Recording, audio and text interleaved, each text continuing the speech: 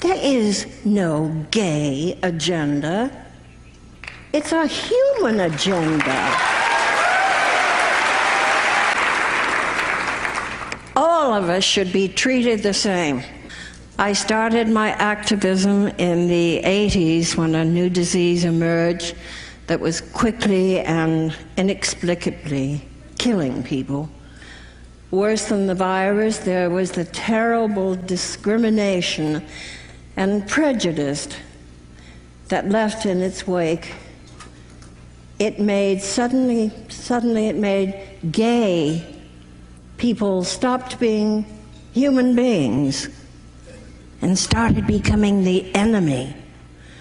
I knew that somebody had to do something. For God's sakes, our president didn't even utter the word AIDS for years into the epidemic. So I got involved.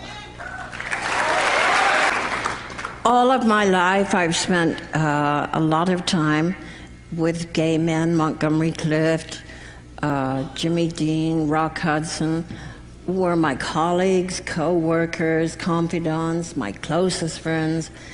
But I never thought of them of who they slept with. They were just the people I loved.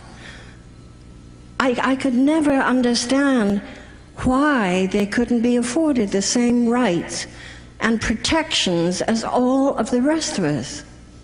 Why shouldn't gay people be allowed to marry? Those against gay marriages say marriage should only be between a man and a woman. God, I of all people know that that doesn't always work.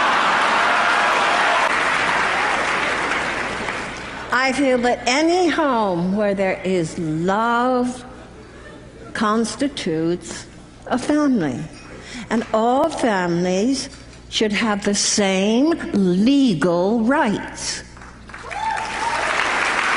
Why shouldn't gay people be able to live as open and freely as everybody else?